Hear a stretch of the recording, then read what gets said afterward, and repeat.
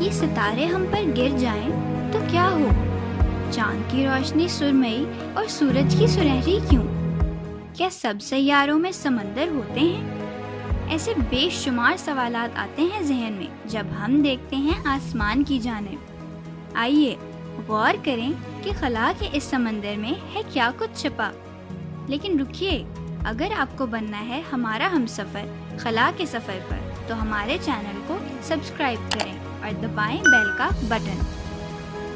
خلا ایک دلچسپ جگہ ہے، ایسی جگہ جس کی کوئی حد معلوم نہیں ہوتی۔ نظام شمسی میں مشتری کا سمندر سب سے بڑا ہے، لیکن زمین کے سمندروں کے برعکس یہ پانی سے نہیں بلکہ ہائیڈروجن سے بنا ہے۔ سمندر کی گہرائی 25,000 میل ہے۔ بچپن سے سنی چندا ماما کی کہانیاں ہوئی غلط۔ چاند گول نہیں ہے، یہ انڈے کی طرح بیضوی ہے، لیکن زمین کے باسی اسے گول دیکھتے ہیں۔ مشتری پر ایک بہت بڑا سرخ طوفان جاری رہتا ہے جسے ریڈ اسپائننگ سٹارم کہتے ہیں، لیکن مشتری ہے بہت دور اور طوفان اس سے بھی دور۔ ہمیں گرمی دیتے آگ بگولا سورج کا ماحول تو گرم ہے، لیکن اس کی سطح اتنی گرم نہیں ہے نا۔ حیرت کی بات، ہمیں سیاہ نظر آنے والی خلا صرف ہمیں ہی کالی نظر آتی ہے۔ کیا ہر جگہ روشن ستاروں کو خلا کو بھی روشن نہیں کرنا چاہیے؟ اس سوال کا جواب ہے فاصلہ۔ ہمیں قریب دکھائی دیتے ستاروں کی روشنی دراصل زمین سے بہت زیادہ دور ہونے کی وجہ سے زمین تک نہیں پہنچتی۔ ہم دیکھیں تو پہلی نظر میں چاند سورج کی طرح بڑا لگتا ہے، لیکن یہ محض ایک فریب ہے۔ چاند کہاں، سورج کہاں؟ اسی طرح ہم تو ماؤنٹ ایوریسٹ کو ہی بلند پہاڑ مانتے ہیں، لیکن نظام شمسی کا سب سے اونچا پہاڑ مریخ پر موجود اولمپس ہے، جو کہ ماؤنٹ ایوریسٹ سے 3 گنا زیادہ بڑا ہے۔ اگر آپ اولمپس مون کی چوٹی پر کھڑے ہیں تو آپ کو سمجھ نہیں آئے گی کہ آپ کھڑے کہاں ہوئے ہیں۔ چاند کی کشش ثقل زمین کے مقابلے میں صرف 17% ہے۔ مثال کے طور پر اگر آپ کا وزن 100 پاؤنڈ ہے تو یہ چاند پر صرف 17 پاؤنڈ شمار ہوتا ہے، تو کتنے لوگ چاند پر رہنے جائیں گے؟ لیکن آپ کو یہ بتا دیں کہ چاند پر چلنا آسان نہیں، کیونکہ آپ کے پاؤں چاند کی زمین میں 6 انچ گہرائی تک دھنس سکتے ہیں۔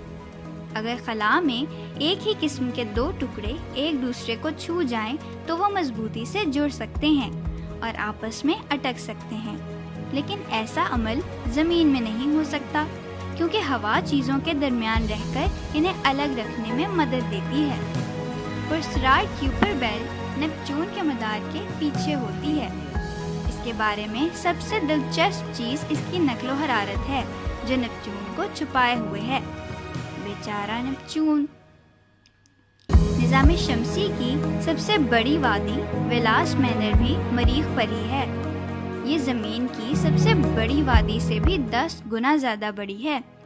کچھ ماہر فلکیات کا ماننا ہے کہ یہ وادی ہزاروں سال پہلے ہی نمودار ہوئی، جب سیارہ ٹھنڈا ہو رہا تھا۔ مریخ پر زمین کافی خالی ہے، شاید کوئی کرایہ جو نہیں۔ طلوع اور غروب آفتاب کے منظر پسند کرنے والوں کے لیے ہے خوشخبری۔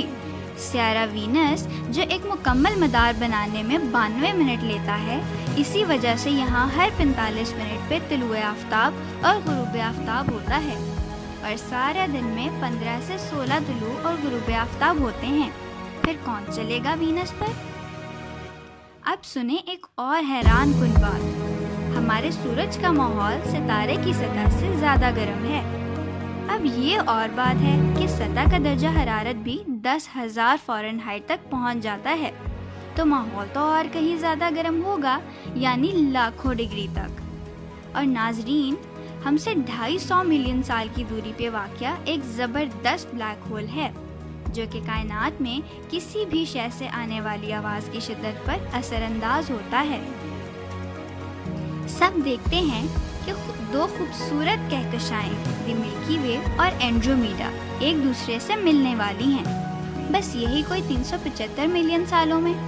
ماہرین کہتے ہیں کہ جب یہ ایک دوسرے سے ٹکرا جائیں گی تو ایک بہت بڑا کہکشاں بنا لیں گی، صرف 375 ملین سال بعد دیکھیں گے۔ مرکری کے بارے میں 2016 میں سائنسدانوں کو پتہ چلا کہ اس کی سطح مسلسل ٹھنڈی ہو رہی ہے، زمین کا درجہ حرارت ہو رہا ہے زیادہ، مرکری کا کم۔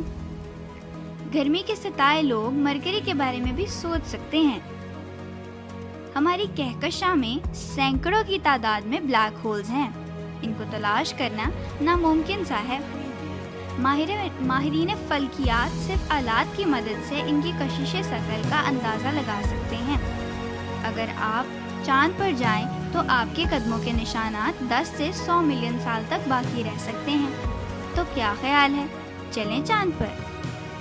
خلا میں ہمارا مہمان بننے پر شکریہ۔